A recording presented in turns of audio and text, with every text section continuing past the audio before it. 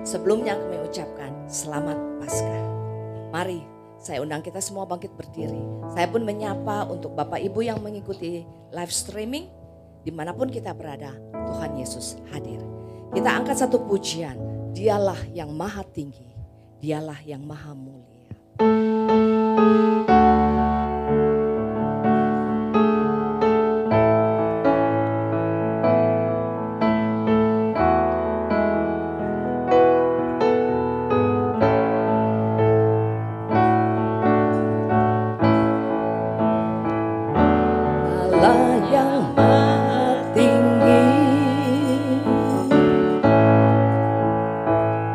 Dialah yang maha suci,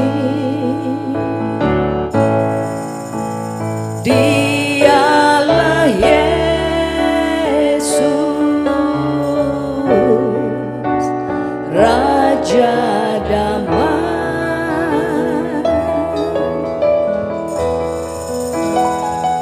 Dialah yang maha mulia, dialah yang maha besar. Dialah Yesus, luar biasa.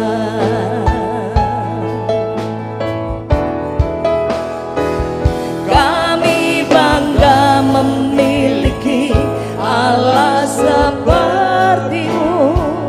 Kami bahagia menjadi milik-Mu. Kami muliakan, kami tinggikan, kami agungkan nama-Mu Yesus. Kami bangga memiliki Allah seperti-Mu. Kami bahagia menjadi milik-Mu.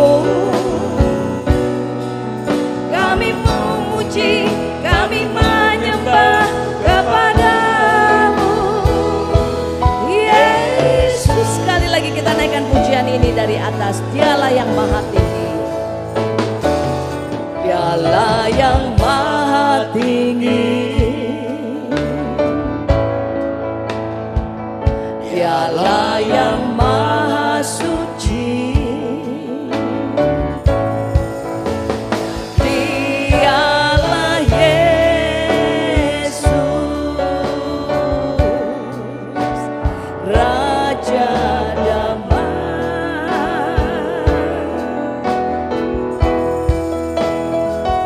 Dialah yang maha mulia, dialah yang maha besar. Dialah Yesus, luar biasa. Kami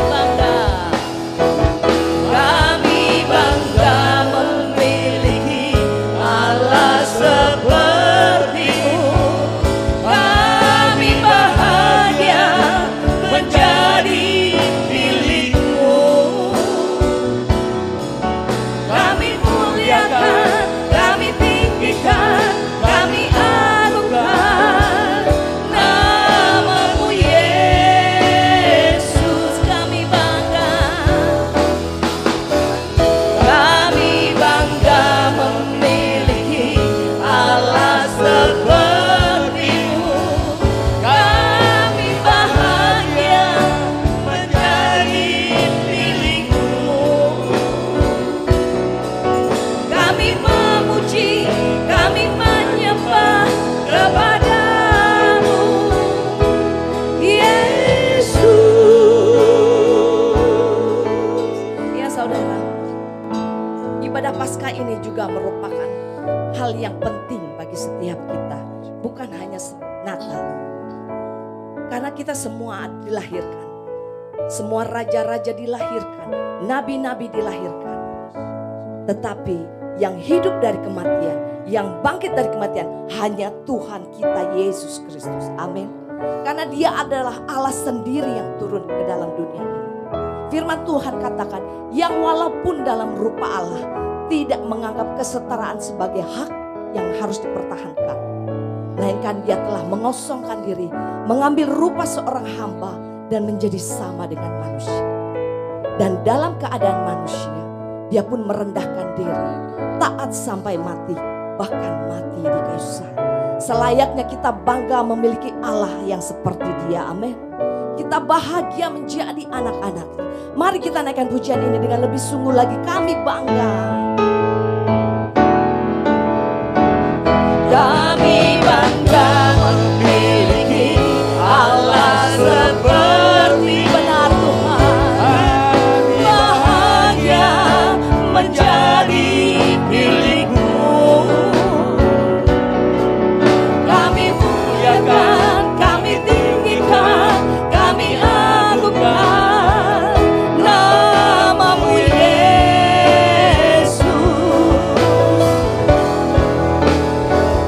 Kami bangga memiliki Allah seperti-Mu. Kami bahagia menjadi milik-Mu. Kami memuji, kami menyembah kepada-Mu Yesus. Sekali lagi nanti Bapak Nelwan untuk doa dalam pembukaan. Kami bangga memiliki Allah seperti-Mu. Kami bahagia menjadi milik-Mu. Kami muliakan, kami tinggikan, kami agungkan nama-Mu Yesus.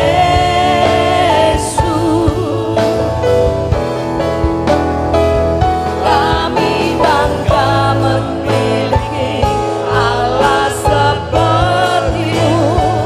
Kami bahagia menjadi milik-Mu. Kami memuji, kami menyembah kepada-Mu Yesus. Kami memuji,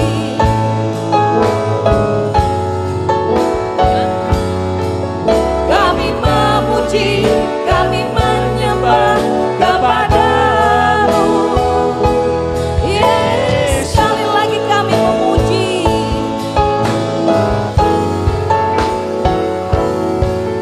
kami memuji, kami menyembah kepada-Mu Yesus.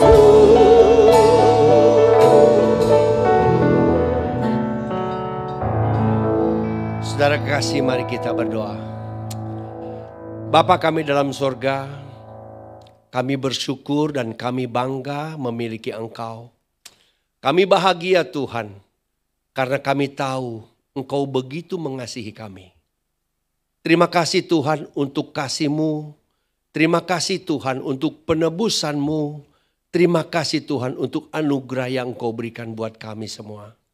Kami tahu Tuhan, kematian-Mu dan kehidupan-Mu, kebangkitan-Mu hari ini Tuhan adalah bukti bahwa Engkau adalah Allah yang hidup. Terima kasih Tuhan, berkati kami semua yang ada pada pagi hari ini. Kami rindu memuji dan memuliakan Engkau. Karena kami tahu Tuhan, Engkau sudah menebus kami dan membayar kami dengan harga yang mahal. Terima kasih Tuhan, berkati kami semua. Dan kami rindu mendengarkan sabda-Mu. Berkati seluruh yang mengambil bagian dalam ibadah pada pagi hari ini. Berkati hamba-Mu yang akan menyampaikan sabda-Mu. Urapi kami semua Tuhan. Dan kuasai hati kami. Terima kasih Bapa. Kami akan mulai ibadah kami di dalam nama Tuhan Yesus Kristus. Haleluya. Amin. Silakan duduk Bapak Ibu. Kita percaya bahwa hari ini Tuhan yang kita sembah hidup kembali. Kita naikkan pujian. Dia hiduplah.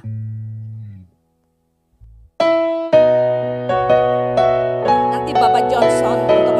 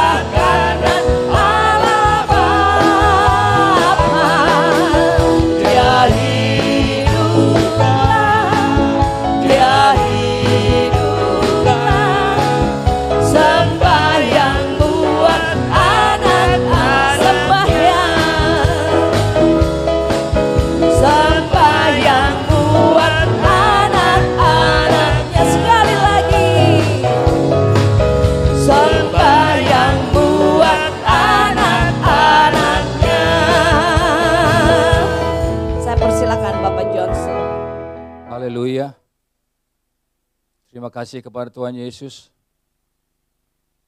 karena kita sudah menikmati hari demi hari sampai pada hari ini.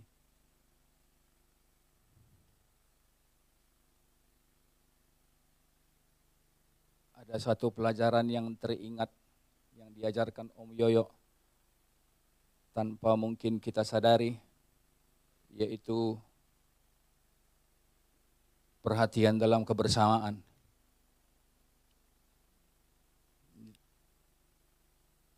Om tahu siapa yang berbisik di dalam rumah ibadah, yang ngobrol, yang lupa matikan handphone. Bahkan Om juga tahu di mana kita duduk, jemaatnya. Di situ pengajaran yang bisa saya ambil, perhatian dalam kebersamaan. Contoh bukti yang nyata yang saya lihat, Pak Rats itu duduk di balik tiang pun dia tahu. Luar biasa Om. Semoga kita bisa saling mendukung dan saling memperhatikan satu yang dengan lainnya dalam kebersamaan. Terpujilah nama Yesus.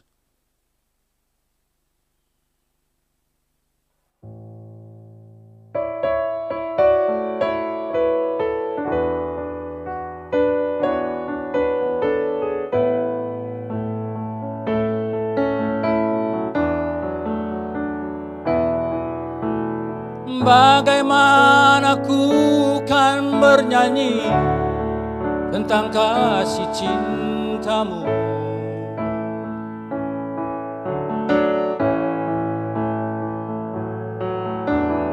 Dapatkah ku rangkai puisi tentang pengorbananmu.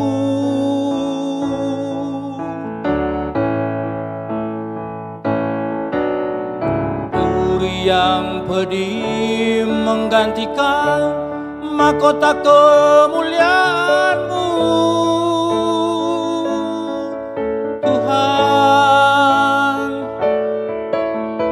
Karena diriku yang berdosa, nyawa Kau berikan.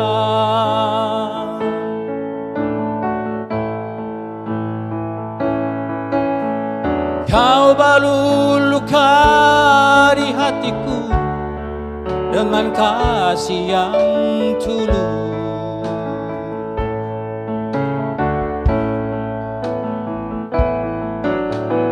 Dosa yang merasuk Kau basuh dengan darah-Mu kudus.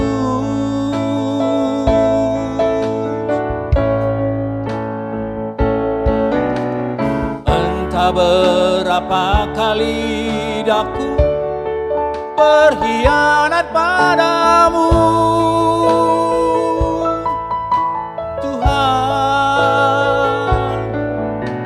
Mengapa setia-Mu ya Tuhan tetap kepadaku.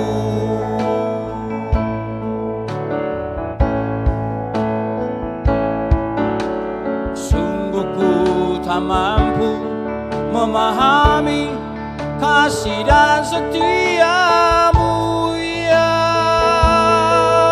Tuhan. Bagiku yang hina ini Kau rela berkorban.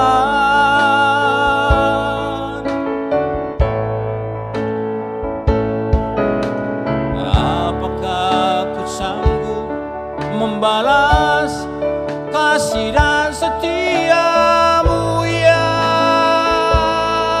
Tuhan. Sebagaimana adanya daku, ku berserah padamu.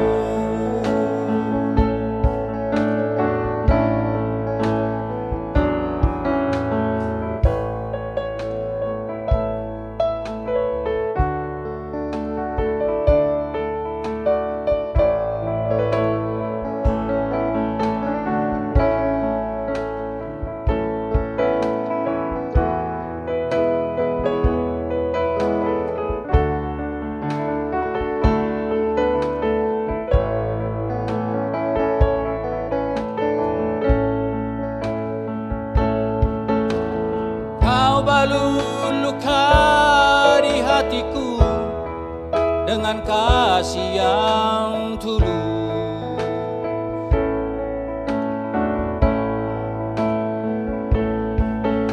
Dosa yang merasuk kau basuh dengan darahmu kudus.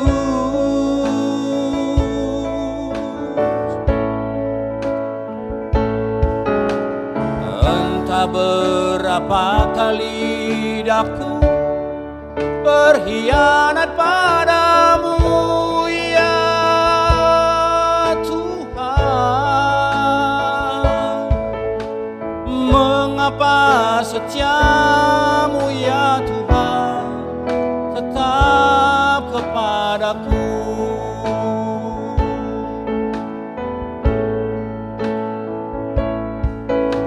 Sungguh ku tak mampu memahami kasih dan setiamu ya Tuhan. Bagiku yang hina ini kau rela berkorban.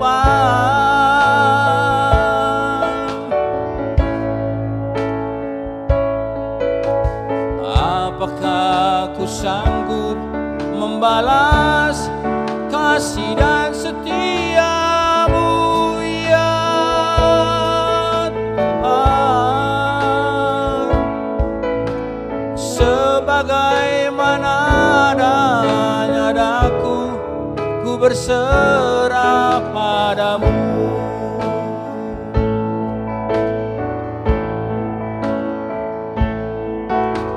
Sebagaimana adanya daku, ku berserah padamu. Haleluya. Saudara siap menari buat Tuhan? Amin. Gak usah malu. Daud pun waktu membawa tabut perjanjian Allah, dia pun menari di hadapan Tuhan. Dia menari tidak malu-malu. Karena firman Tuhan katakan, jagalah hatimu dengan kewaspadaan, bukan jagalah image-mu di hadapan Tuhan. Amin. Mari kita semua bangkit berdiri. Kita naikkan pujian. Ku menang, ku menang. Haleluya.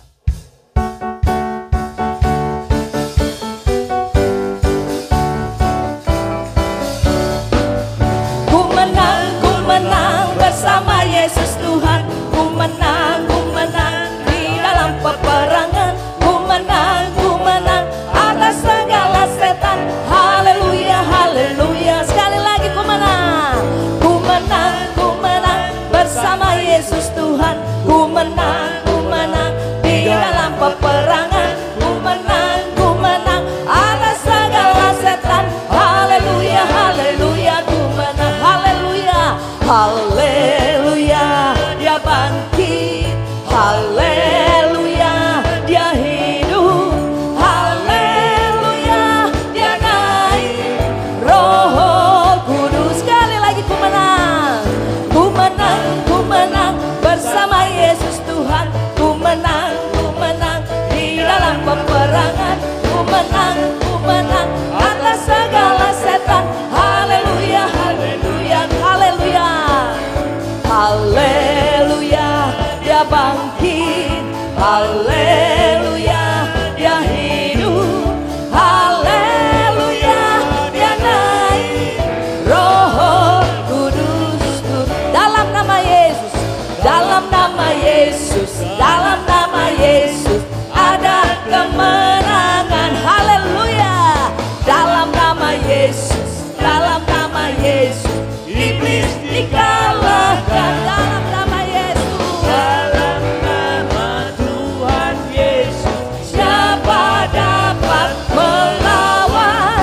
Dalam nama Tuhan Yesus ada kemenangan, ada kuasa dalam darahnya, darah domba Allah. Ada kuasa dalam darahnya, darah anak domba Allah. Sekali lagi ada kuasa dalam darahnya, darah domba Allah. darahnya, darah anak domba Allah. Maukah kau terlepas dari dosa? Darahnya berkuasa, darahnya berkuasa. Ingat keselamatanmu berharga, darah domba Allah berkuasa. Sekali lagi, maukah kau terlepas dari dosa? Darahnya berkuasa, darahnya berkuasa. Ingat keselamatanmu berharga, darah domba Allah berkuasa. Ada kuasa dalam darahnya, darah domba Allah.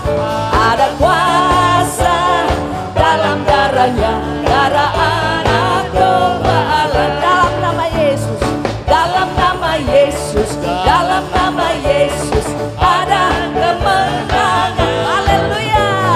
Dalam nama Yesus, dalam nama Yesus iblis dikalahkan.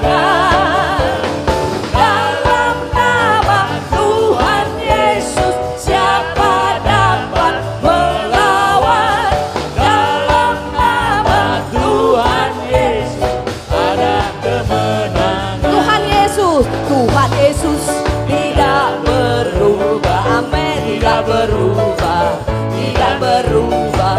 Tuhan Yesus tidak berubah, tak berubah selama. Haleluya, haleluya, haleluya, haleluya, haleluya, haleluya, haleluya, haleluya, haleluya, haleluya, haleluya,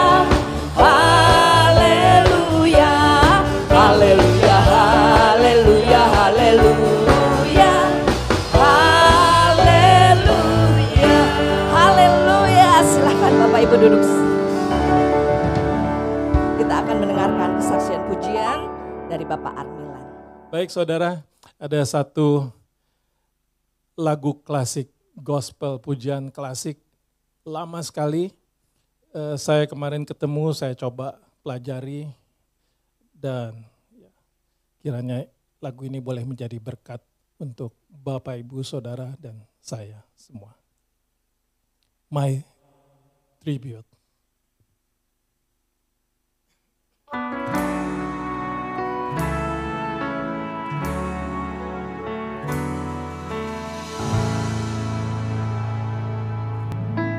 How can I say thanks for all things you have done for me? Things so undeserved, yet you gave to prove your love to me. The voices of a million angels could not express my gratitude.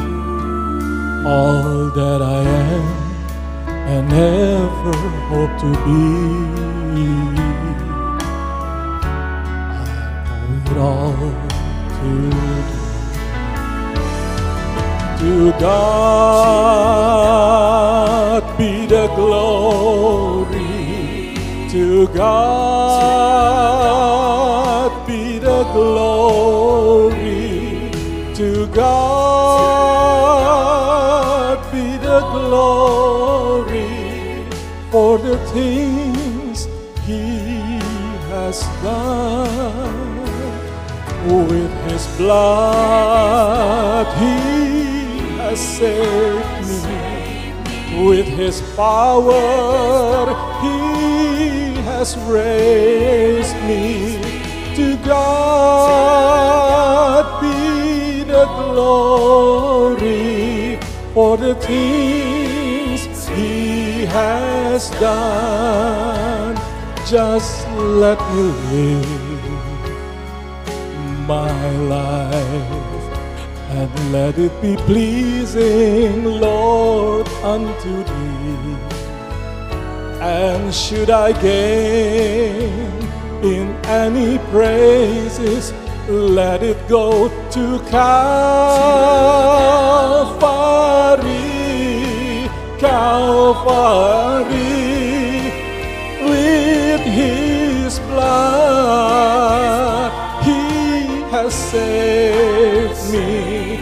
With his power, he has raised me.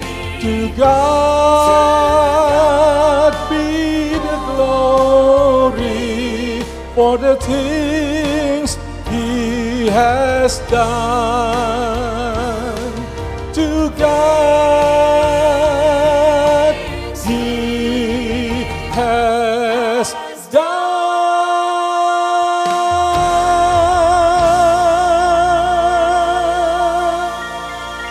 Beri kemuliaan untuk Tuhan Yesus. Kita angkat satu pujian. Tuhan penolongku. Kita percaya di dalam kesesakan kita, di dalam kesulitan kita, masih ada Tuhan yang siap membuka jalan engkau, yang siap memberikan penolong buat engkau, menghiburkan hati engkau. Kita bangkit berdiri.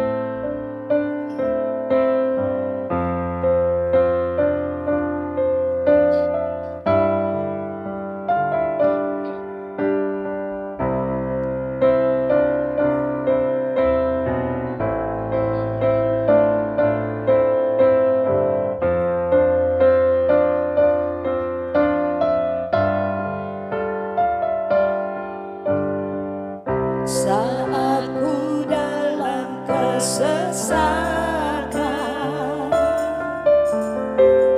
yang ku harap hanya Kau Tuhan. Saat badai hidup menerpa, masih ada Tuhan bagiku. Saat semua jalan tertutup, tiada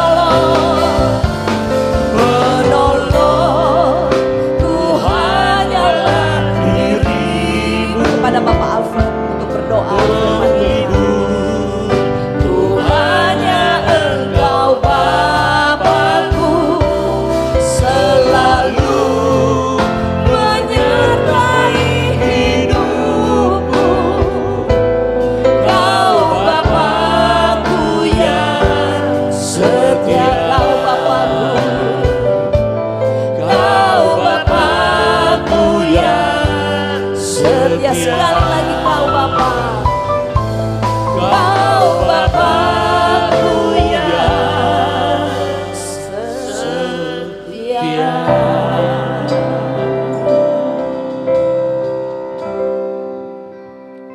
Mari saudara-saudara sekalian, kita bersatu dalam doa. Bapa Surgawi yang kami kenal di dalam Tuhan Yesus Kristus, terima kasih Tuhan, Engkau telah terima puji-pujian dari kami, karena hanya Engkau sajalah yang pantas kami puji Tuhan. Kami terima kasih untuk peringatan Hari Paskah ini Tuhan. Engkau telah menyucikan, membersihkan dosa kami. Dan dengan bilur-bilur-Mu kami telah semua sembuh. Terima kasih Tuhan, dan sekarang kami akan tempat yang terbaik pada sekarang ini adalah menerima dari firman-Mu Tuhan. Pakailah hamba-Mu yang telah Engkau utus Tuhan, supaya lidah dan bibirnya hanya menyampaikan isi hati dan firman dari-Mu saja.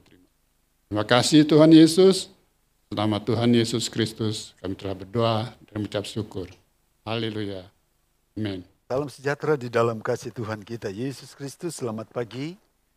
Selamat kita bertemu dan selamat kita memuliakan, mengagungkan nama Tuhan. Dan saya sungguh bersyukur di pagi hari ini kita boleh secara bersama menikmati kasih Tuhan.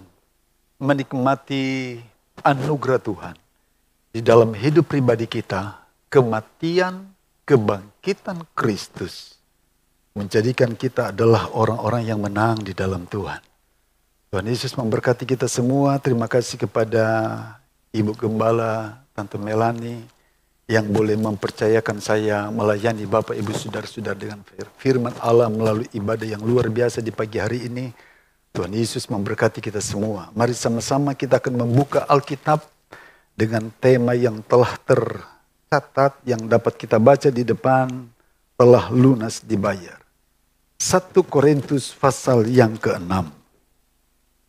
1 Korintus pasal yang ke-6 ini kita akan dapat mengerti dengan baik kalau kita melihat dan membaca mulai dari ayat yang ke-12 sampai ayat yang ke-20. Tapi saya tidak akan membaca secara keseluruhan tentang ayat ini. Bagaimana Allah kita di dalam Yesus Kristus yang telah menebus kita, yang telah menyelamat kita melalui pengorbanannya, dan itu telah dikerjakan sempurna di atas kayu salib. Dan kemudian di hari yang ketiga, Yesus itu bangkit dengan meraih memberikan kemenangan kepada kita. 1 Korintus pasal yang ke-6. Kita akan langsung melihat di dalam ayat yang ke-18, ayat 17, 18, 19, dan 20. 1 Korintus pasal yang ke-6, ayat yang ke-17, 18, 19, dan 20.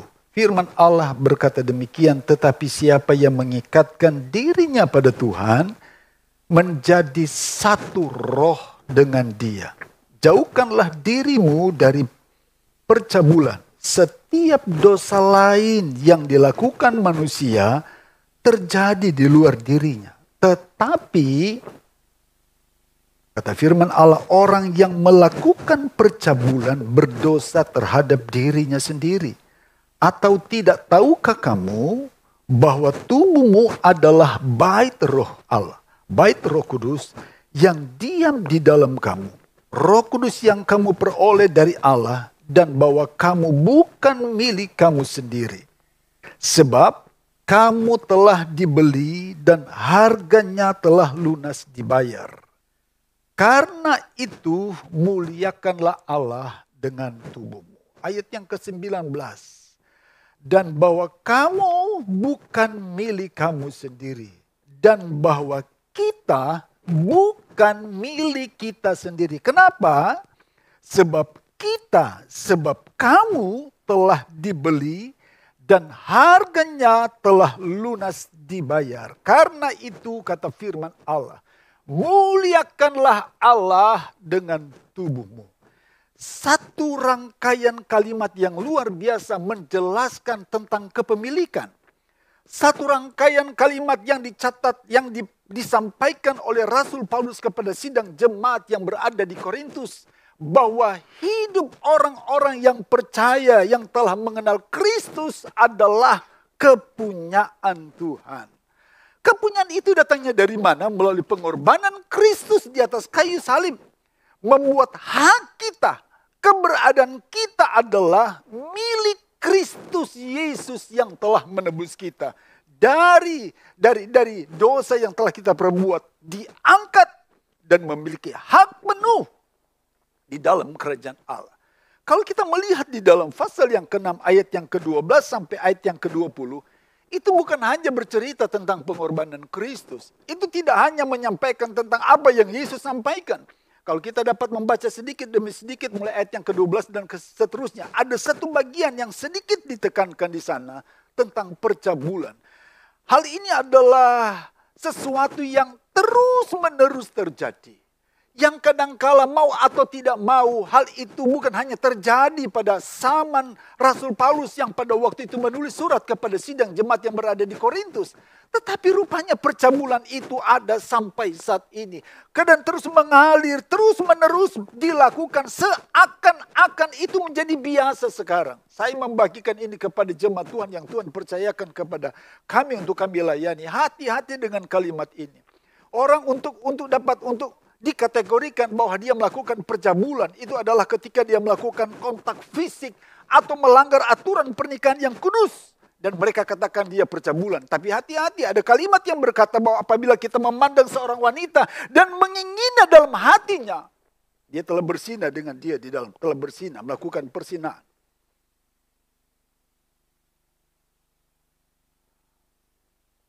Smartphone yang Tuhan berikan, yang Tuhan izinkan kita gunakan.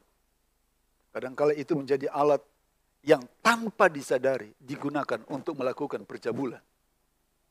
Dalam pikiran dan seterusnya dan seterusnya. Smartphone yang kita gunakan hari demi hari. Sedikit demi sedikit tanpa kita sadari. Ada banyak orang yang mengaku percaya kepada Tuhan diam-diam. Apakah itu melalui TikTok, IG dan seterusnya. Melalui YouTube. Video-video yang singkat tanpa disadari. Itu mulai diperhatikan. Kalau ada orang, dihapus. Kalau ada orang, dia geser. Menguasai pikiran, keinginan hati yang menyangkut percabulan. Ada seorang hamba Tuhan senior berkata begini kepada saya, hati-hati dengan bagian itu. Ini disampaikan hampir kurang lebih 27 tahun yang lalu. Bro, hati-hati dengan bagian ini. Kalau Anda tidak menjaga dengan baik, Anda tidak hanya mengabaikan keluarga, tapi Anda akan mengabaikan seluruh kepercayaan Allah di dalam hidupmu. Sampai Daud harus menangis dan berkata, ya Tuhan, ampuni saya ketika diingatkan oleh Nathan kepada Daud. Anda telah melakukan hal yang salah. Dan Daud berkata dalam kitab Mazmur, ya Tuhan, jangan ambil rohmu dalam hidupku. Ampuni saya Tuhan, karena ada pelanggaran yang telah dikerjakan oleh Daud untuk bagian ini. Hati-hati dengan bagian ini. Percabulan ini tidak menghargai pernikahan yang kudus. Percabulan ini tidak menghargai tubuh ini yang dipersiapkan untuk pernikahan. Di mana seseorang dapat mengerjakan itu dengan kudus ketika berada pada situasi yang namanya pernikahan. Percabulan ini tidak menghargai apa yang telah dikerjakan oleh Kristus Yesus di atas kayu salib. Sampai pada kalimat itu selanjutnya berkata, tubuhmu, hidup pribadi kita bukan milik kita lagi. Telah dibeli dengan harga yang mahal. Ingat baik-baik. Sebelum hal itu dikatakan, Tuhan tegaskan, tubuh kita adalah kepunyaan Allah, di mana ada roh Allah diam di sana. Hendaklah kita menjaga hidup pribadi kita dengan baik. Setelah itu, dibuka pengertian tentang keadaan hidup pribadi ini. Kita telah dibeli dengan harga yang lunas. Kita telah diperoleh, kita telah didapatkan melalui pengorbanan Kristus di atas kayu salib. Kata dibeli dengan harga yang lunas itu telah dikerjakan Yesus melalui pengorbanan di atas kayu salib. Apa yang dikatakan oleh Yohanes pasal yang pertama ayat yang ke-29 berkata, lihatlah anak domba Allah yang telah mengangkut, yang telah menghapus seluruh dunia ini dengan dosa-dosa. Di mana seseorang mempercayai dia. Apa kata firman Allah? Lihatlah anak domba Allah yang menghapus dosa manusia. Bukan hanya itu, Bapak Ibu perhatikan baik-baik. Kata ini juga mengarahkan tentang kepemilikan di dalam Wahyu pasal yang kelima. Kitab Wahyu pasal yang kelima. Ayat yang ke-9 berkata, dan mereka menyanyikan suatu nyanyian baru, katanya, engkau layak menerima gulungan kitab itu. Dan membuka meterai-meterainya karena engkau telah disembelih, kata firman Allah. Dan dengan darahmu engkau telah membeli mereka bagi Allah dan tiap-tiap suku dan bahasa dan kaum dan bangsa. Engkau layak disembah. Engkau telah membuka gulungan kitab itu, kata firman Allah. Sebab engkau telah membeli mereka melalui pengorbanan Kristus. Disembelih, dikaitkan dengan anak domba. Dalam Yohanes pasal yang pertama ayat yang ke-29. Dengan darahmu sendiri. Satu pengorbanan yang luar biasa. Pengertian ini juga darah yang suci dan mulia itu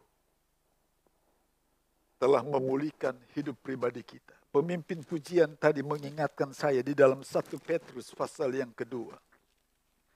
1 Petrus pasal yang kedua ayat yang ke-24. 1 Petrus pasal yang kedua ayat 23-24. Ketika ia dicaci maki, ia tidak membalas dengan caci maki. Ketika ia menderita, ia tidak mengancam, tetapi ia menyerahkannya kepada dia yang menghakimi dengan adil. Ayat 24, ia sendiri telah memikul dosa kita di dalam tubuhnya di kayu salib, supaya kita yang telah mati terhadap dosa, hidup untuk kebenaran. Ini yang menjadi kekuatan pada bagian yang terakhir tentang darah Kristus. Oleh bilur-bilurnya, kamu telah sembuh. Ada luka-luka pada tubuh Yesus. Ada darah dan air yang keluar di sana. Itu yang disebut bilur-bilur Allah. Melalui pengorbanan Kristus, di sana ada kesembuhan yang dikerjakan. Tapi ada berapa banyak orang ragu dengan bagian ini. Sampai adik saya berkata begini, maaf pendeta, saya sangat menghormati bagian ini. Ini di luar jangkauan kami. Sebagai seorang dokter. Kalau kami tidak bisa melakukan, kami hanya berkata kepada pasien, ada satu yang bisa mengerjakan itu. Yesus namanya. Kami mempunyai kemampuan. Kami mempunyai ilmu di sana. Tetapi ada satu bagian di mana seseorang tidak dapat mengerjakan itu. Namanya Yesus Kristus yang sudah mati di atas kayu salib. Percayakah kita dengan pengorbanan ini? Ketika kita dibeli dengan harga yang mahal, dibeli dengan lunas, di sana ada darah Kristus, di sana ada bilur-bilur Tuhan yang dapat menyembuhkan kita. Dengan iman kita mempercayai, ya Tuhan, Engkau dapat mengerjakan segala sesuatu. Segala penyakit dapat dikerjakan, dapat disembuhkan dengan pengorbanannya. Penyakit kitalah yang ditanggung dalam kitab Yesaya pasal yang ke-53. Pertanyaannya, dengan bagian-bagian yang telah dikerjakan oleh Kristus Yesus di atas kayu salib, kenapa Yesus itu harus membeli kita? Ada apa dengan kita? Kita langsung diingatkan dengan Yohanes pasal 3 ayat yang ke-16. Karena begitu besar kasih Allah akan dunia ini. Sehingga ia telah mengaruniakan anak yang tunggal. Supaya setiap orang yang percaya kepadanya tidak binasa, melainkan beroleh hidup yang kekal. Karena kasih Allah yang begitu besar. cintanya Tuhan yang tidak dapat diukur dengan cara dan pola pikir kita. Itu yang membuat dia sangat menghargai kita. Dengan membayar kita melalui pengorbanannya. Dengan menebus kita melalui cintanya di atas kayu salib dan berkata, sudah selesai. Apa yang telah saya kerjakan, kata Tuhan. Kenapa Yesus harus membeli kita dan membayar kita? Karena kasih-Nya. Simon, anak Yohanes. Simon, apakah engkau mengasihi aku? Apakah engkau dapat mengerjakan kasih agape ini? Yang dapat engkau lakukan kepadaku tidak bisa. Saya hanya bisa mengerjakan kasih saya sebagai kasih persaudaraan. Sampai pada kali yang ketiga Simon berkata, ya Tuhan, engkau tahu bahwa aku mengasihi Tuhan. Atas dasar kasih itulah Yesus membeli kita melalui pengorbanannya. Mazmur pasal yang ke-8, mari kita lihat. Apa penyebabnya Yesus itu membeli kita? Mazmur pasal yang ke-8, kita akan lihat ayat yang ke-5 dan ayat yang ke-6. Mazmur pasal yang ke-8 ayat yang ke-5, apakah manusia sehingga engkau mengingatnya? Apakah anak manusia sehingga engkau mengindahkannya, kata firman Allah. Namun engkau telah membuatnya hampir sama seperti Allah dan telah memahkotainya dengan kemuliaan dan hormat. Kenapa Tuhan mengindahkan kita? Ada kemuliaan Allah. Kata firman Allah. Dia telah membentuk kita sama, hampir sama dengan Allah. Kalau melihat istri kita, jangan marah dia. Karena dia itu hampir sama dengan Bapa kita. Kalau melihat suami kita, jangan marah. Karena dia adalah hasil ciptaan Tuhan. Ada kemuliaan dan hormat di sana. Jangan diam-diam sayang tapi kita maki. Wah, ada seorang ibu berkata begini kepada istri saya. Aduh, saya bingung ini. Saya sampai berkata kepada Tuhan, Tuhan, saya yang salah memilih atau Tuhan yang salah menempatkan di samping saya. Bertahun-tahun sudah punya anak. Mau doa dia nangis. Saya yang salah memilih Tuhan. Atau Tuhan yang salah menempatkan di samping saya. Sambil menangis. Ada apa ini?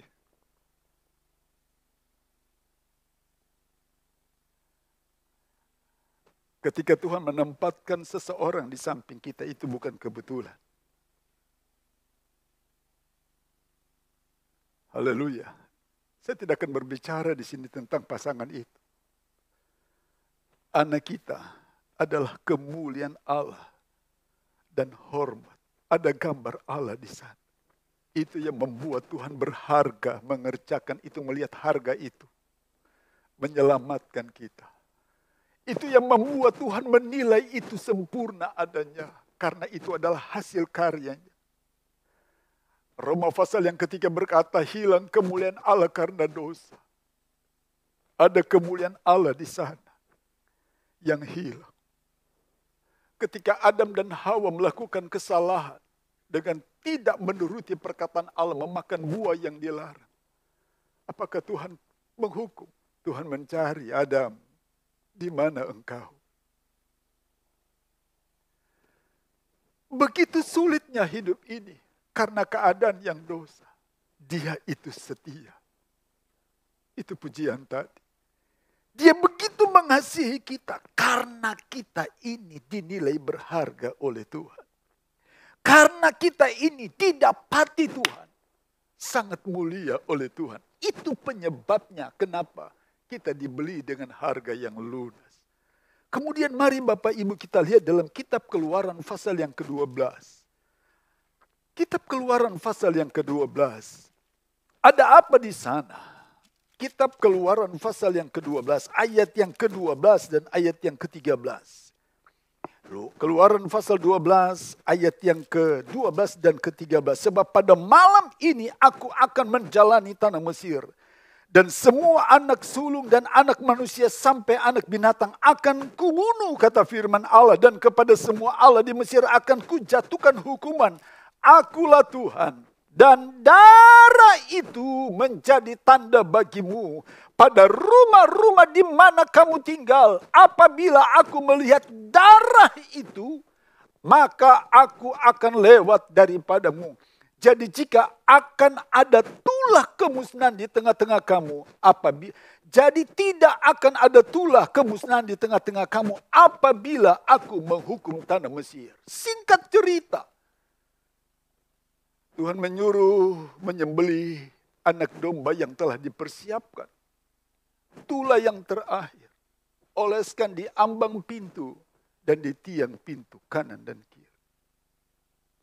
Kalau aku lewat, kata Tuhan, melihat darah itu, tidak akan ada kematian. Bukankah hidup pribadi kita sebagai orang-orang percaya telah dibeli dengan harga yang mahal? Sehingga dalam hidup pribadi kita, dalam rumah tangga kita, dalam pekerjaan kita, lingkungan kita, karena status kita yang mempercayai pengorbanan Kristus, di sana ada darah Kristus. Itu yang membuat mahal. Itu yang membuat kita berharga karena ada darah Kristus di sana. Ada kesulitan, ada keadaan yang sulit di antara orang Mesir dengan kematian dan sebagainya.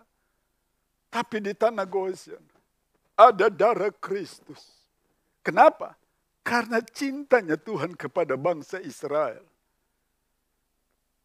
Karena cintanya Tuhan kepada kita membuat hidup pribadi kita meraih keselamatan dari Tuhan. Meraih pertolongan dari Tuhan. Meraih pembelaan dari Tuhan. Saya membaca sebuah buku. Dukun itu bercerita begini. Setiap malam kami mengirimkan mantra-mantra dalam bentuk panah ke semua jurusan, terutama kepada orang-orang Kristen. Mantra-mantra itu akan mengikat orang itu dan menghukum orang itu. Tapi ada yang aneh. Setiap malam kami mengirimkan mantra-mantra itu. Kalau mantra itu tiba di rumah orang Kristen yang percaya kepada Yesus, mantra itu gugur dengan sendiri. Kenapa? Setelah mereka melihat di situ ada darah yang membungkus, yang menjaga orang-orang yang percaya kepada Yesus. Percaya atau tidak, tapi ini kesaksian dari dukun-dukun yang menulis itu dan saya membaca merinding. Tanpa kita sadari, ketika kita mempercayai Kristus, ketika kita mempercayai Tuhan melalui pengorbanannya, ada darah Yesus yang mahal itu menjaga orang-orang yang percaya kepadanya. Ada darah Yesus dalam keluarga kita. Karena kita dinilai berharga oleh Tuhan. Ketika kita masuk di hari Minggu ini dan kita mengatakan adalah hari kebangkitan Kristus. Apakah nilai kita? Apakah darah Kristus itu? Apakah harga yang telah dikerjakan oleh Kristus itu melalui pengorbanannya kepada kita karena dinilai kita ini berharga? Yang menjadi miliknya, telah menjadi kepunyaannya, berhenti kepada kematiannya. Mari kita lihat dalam kitab 1 Korintus pasal yang ke-15. Kitab 1 Korintus pasal yang ke-15. Kitab 1 Korintus pasal yang ke-15. Kita akan melihat secara bersama akan ayat ini pada ayat yang ke-57. Ayat 56 berkata demikian. Sengat maut ialah dosa dan kuasa dosa ialah hukum Taurat. Tetapi syukur kepada Allah yang telah memberi kepada kita kemenangan oleh Yesus Kristus. Kalau kita membaca pada bagian-bagian sebelumnya, kita akan melihat tentang kebangkitan dan kematian. Pada ayat yang ke-17, pada ayat yang ke-57 menceritakan tentang kebangkitan Kristus yang telah memberi kemenangan kepada kita. Kematian dan kebangkitan Kristus itu adalah satu seri yang tidak dapat dipisahkan, yang membuat orang-orang yang percaya menikmati kemenangan terlepas dari penghukuman. Itu yang menyebabkan kematian dan kebangkitan Kristus tidak dapat dipisahkan. Kenapa? Apakah hanya berhenti di sana? Tidak. Mari sama-sama kita akan melihat di dalam kitab Roma pasal yang ke-8. Kitab Roma pasal yang ke-8. Roma pasal yang ke-8. Kita akan lihat ayat yang ke-34. Roma pasal yang ke-8. Ayat yang ke-33 dan 34.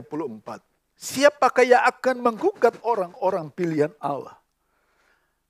Allah yang membenarkan mereka. Siapakah yang akan menghukum mereka? Kristus Yesus yang telah mati, bahkan lebih lagi, yang telah bangkit, yang juga duduk di sebelah kanan Allah, yang malah menjadi pembela kita.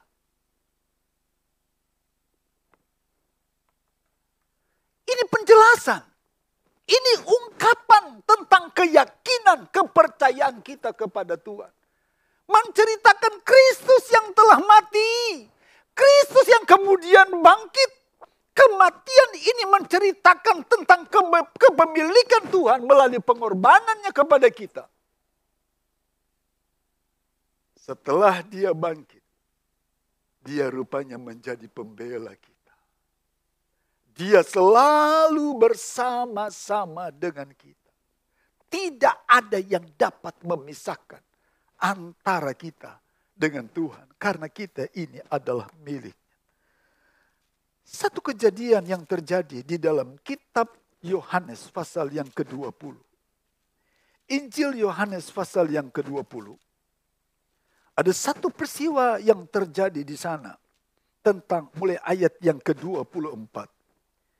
Injil Yohanes pasal 20 ayat 24. Tetapi Thomas, seorang dari ke-12 murid itu yang disebut Didimus, tidak ada bersama-sama mereka ketika Yesus datang ke situ. Maka kata murid-murid yang lain itu kepadanya, kami telah melihat Tuhan. Tetapi Thomas berkata kepada mereka, sebelum aku melihat bekas paku pada tangannya, dan sebelum aku mencucukkan jariku ke dalam bekas paku itu dan mencucukkannya sekali-kali, aku tidak akan percaya. 8 hari kemudian, murid-murid Yesus berkata kembali dalam rumah itu. Dan Thomas bersama-sama dengan mereka. Sementara pintu terkunci, Yesus datang dan ia berdiri di tengah-tengah mereka dan berkata, damai sejahtera bagi kamu. Kemudian ia berkata kepada Thomas, taruhlah jarimu di sini. Dan lihatlah tanganku. Ulurkanlah tanganmu. Dan cucukkanlah ke dalam lambungku. Dan jangan engkau tidak percaya lagi. Melainkan percayalah. Thomas menjawab dia, ya Tuhanku dan Allahku. Kata Yesus kepadanya, kamu karena engkau telah melihat aku, maka engkau percaya. Berbahagialah mereka yang tidak melihat, namun percaya. Kalau Bapak Ibu memperhatikan atau sedikit membandingkan dalam Yesaya pasal yang ke-49. kitab Yesaya pasal 49. Ada satu ungkapan di sana menggambarkan tentang kehidupan kita di tangan Tuhan. Yesaya 49 ayat yang ke-16 menceritakan tentang keadaan bangsa Israel. Lihat, aku telah melukiskan engkau di telapak tanganku. Tembok-tembokmu tetap di ruang mataku. Ini berbicara tentang keadaan bangsa Israel. Siapa bangsa Israel itu dan di mana bagian bangsa Israel? Apa kata Tuhan? Aku telah melukis engkau di telapak tanganku. Peristiwa tentang kematian Tuhan itu menggemparkan dan menyusahkan murid-murid Tuhan. Pengikut-pengikut Yesus pada waktu itu. 3 hari kemudian Yesus menampakkan diri kepada murid-murid. Berita tentang kebangkitan Yesus menggemparkan murid-muridnya dan mulailah mereka bercerita. Aku telah melihat Yesus. Aku telah berjumpa dengan Yesus, dia hidup. Tapi rupanya ada satu orang yang bernama Thomas. Berkata, sebelum aku mencucukkan jariku di telapak tangan bekas lubang paku. Dan menusukkan jariku di lambung bekas tombak itu yang ditusukkan dengan tombak itu. Aku tidak akan percaya. 8 hari kemudian, semua ruangan itu tertutup. Tiba-tiba Yesus muncul dan langsung mengarahkan kepada Thomas. Dan berkata, Thomas, tusukkan jarimu di tanganku. Tusukkan jarimu di lambungku. Thomas tidak berkata, aku tidak percaya. Thomas hanya berkata, ya Tuhan, ya Allahku. Kitab Yesaya 49 berkata, aku telah melukiskan kamu di telapak tanganku. Yesus mengingatkan Thomas, beberapa hari yang lalu, aku telah melukiskan namamu di telapak tanganku. Aku telah memilih, aku telah membeli, dan harganya lunas. Ada berapa banyak orang ragu dengan pengorbanan Kristus?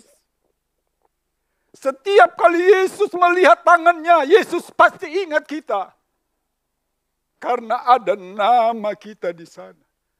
Paku yang tertusuk di sana mengingatkan kita tentang dosa-dosa kita. Keraguan kita tentang kepemilikan kita yang telah Yesus kerjakan di atas kayu salib harus dihilangkan. Bangkitkan kepercayaan bahwa nama kita ada di telapak tangan. Ya Tuhan, aku mempercayai Tuhan. Ya Tuhan, paku yang tertanam di telapak tanganmu itu menulis keluargaku. Itu menulis keadaanku, pekerjaanku, segala sesuatu karena cintanya dalam hidup pribadi kita. Ada berapa banyak orang ragu bagian ini? Apakah saya ini milik Kristus atau tidak? Kebangkitan Kristus membuktikan bahwa kita ini adalah milik Tuhan.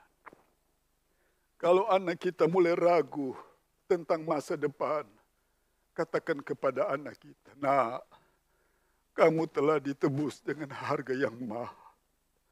Namamu, pribadimu ada di telapak tangan Tuhan. Ada berapa banyak kali kita mulai ragu dalam perjalanan hidup pribadi ini. Apa yang akan saya kerjakan dalam pekerjaan rencana kita? Ingat paku yang tertanam di tangan Yesus. Bukti kepemilikan yang sah dan luar biasa. Begitu cintanya Tuhan dalam hidup pribadi kita. Begitu Tuhan mengasihi kita. Dan itu dibuktikan kepada Thomas. Thomas, ingat ini. Kalau di hari-hari ini terasa sulit, tertutup jalan, ingat paku di tangan Yesus. Yesus mengingatkan kita bahwa dalam perjalanan hidup pribadi kita selalu ada tangan yang berlubang. Selalu ada bekas tombak di lambungnya yang mengingatkan kita ini kepunyaan Tuhan.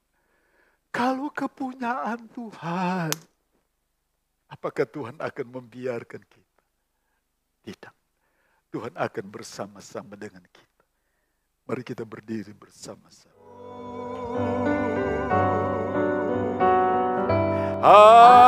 Dari esok sebabnya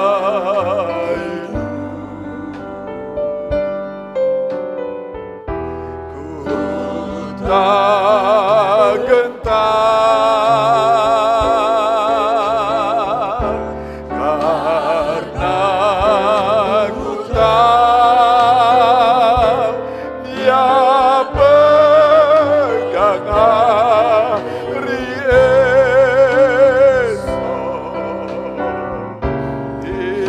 Hidup jadi berarti sebab Yesus hidup. Sebab Dia hidup, haleluya. Sebab Dia hidup.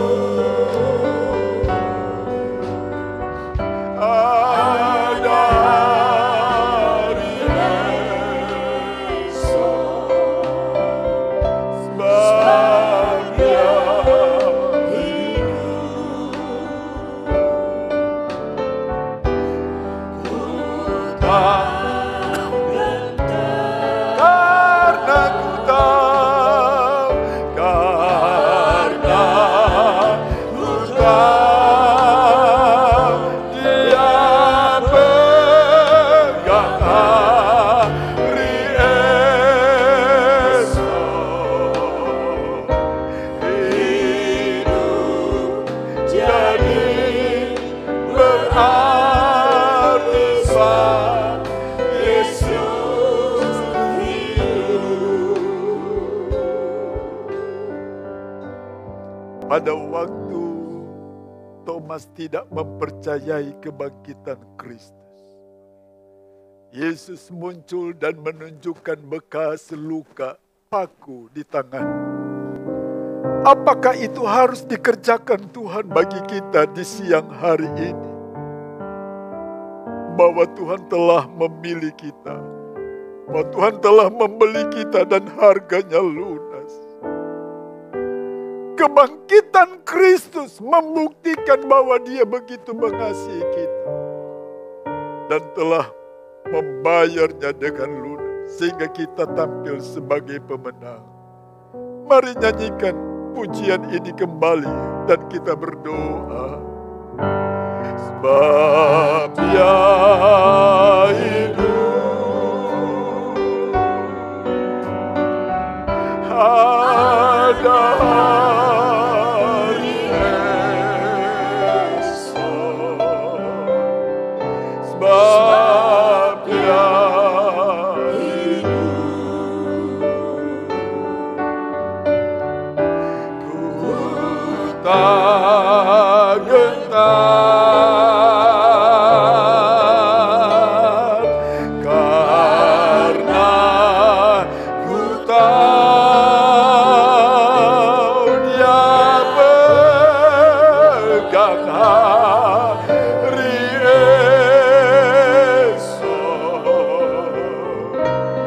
Hidup jadi berarti sebab Yesus hidup. Bapa di dalam surga, terima kasih karena Tuhan telah membeli kami dan harganya lunas dibayar. Tubuh kami adalah milik Kristus. Setiap pribadi diingatkan dalam hidup pribadi kami di siang hari ini bahwa Tuhan begitu mengasihi kami. Ingatkan umat Tuhan bahwa umat Tuhan telah ditebus, bahwa Tuhan telah mencatatkan setiap nama, mengingat umat Tuhan melalui pengorbanan Kristus. Terima kasih banyak Tuhan, karena Yesus telah bangkit untuk kami. Dalam nama Tuhan Yesus, haleluya. Amin.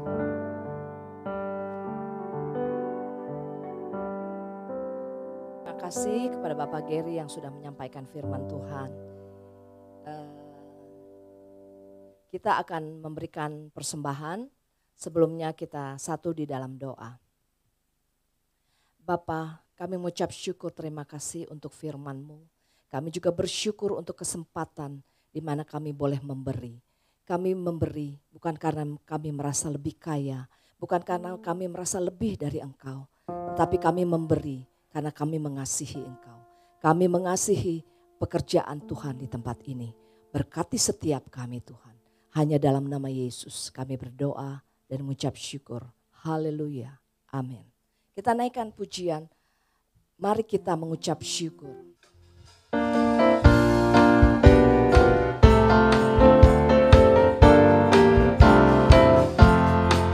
Mari kita mengucap syukur dalam segala perkara. Apa saja yang Tuhan beri selalu cukup bagiku. Jalannya tak pernah keliru, rencananya baik selalu. Percaya pada janji Yesus, Dia takkan mengecewakan. Mari kita mengucap syukur dalam segala masalah, agar Tuhan membuka jalan, memberi berkat melimpah. Jangan takut dan jangan bimbang, firman Tuhan ya dan amin. Mari kita mengucap syukur, sebab ini nyanyian soal. Sekali lagi, mari kita mengucap syukur dalam segala perkara. Apa saja yang Tuhan beri selalu cukup bagiku. Jalannya tak pernah keliru, rencananya baik selalu. Percaya pada janji Yesus, Dia takkan mengecewakan. Kita mengucap syukur dalam segala masalah, agar Tuhan membuka jalan, memberi berkat melimpah. Jangan takut dan jangan bimbang, firman Tuhan ya dan amin. Mari kita mengucap syukur, sebab ini nyanyian sorga. Mari kita mengucap syukur, sebab ini nyanyian sorga. Kita akan mengakhiri ibadah kita pada pagi hari ini. Kita angkat pujian Ajarku Tuhan. Nanti Bapak Pendeta Gary untuk tutup dalam doa berat. Kita undang semua bangkit berdiri.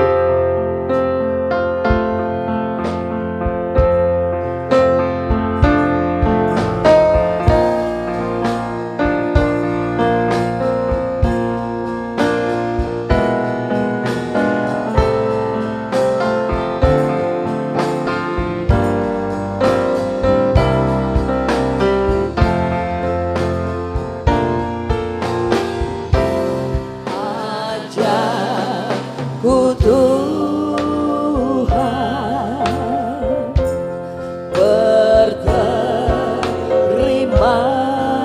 kasih. Ajarku bersyukur kepadamu.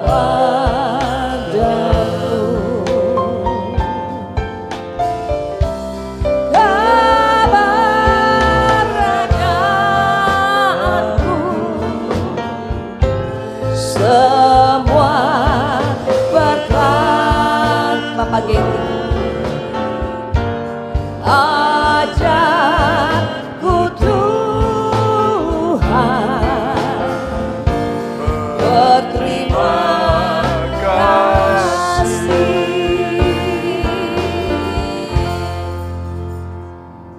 Kami berterima kasih kepada Tuhan karena kami ada di rumah Tuhan. Kebangkitan Kristus memberkati kami karena Tuhan sudah membayar kami dengan harga yang lunas. Apabila umat Tuhan akan kembali ke tempat masing-masing, mohon penyertaan Tuhan tiba di tempat tujuan dengan selamat sejahtera yang datangnya dari Tuhan. Dan sekarang pulanglah dengan berkat Tuhan. Pulanglah dengan pertolongan Tuhan. Sehingga apa yang dikerjakan umat Tuhan diberkati oleh Tuhan. Dibedakan dengan orang-orang yang tidak tahu menghormati Tuhan. Di dalam kasih Allah Bapa kita. Dalam kasih Tuhan Yesus, kekuatan Allah Roh Kudus menjadi berkat bagi kita. Mulai saat ini sampai Tuhan datang kembali. Di dalam nama Tuhan Yesus Kristus. Kita yang percaya berkata, amin.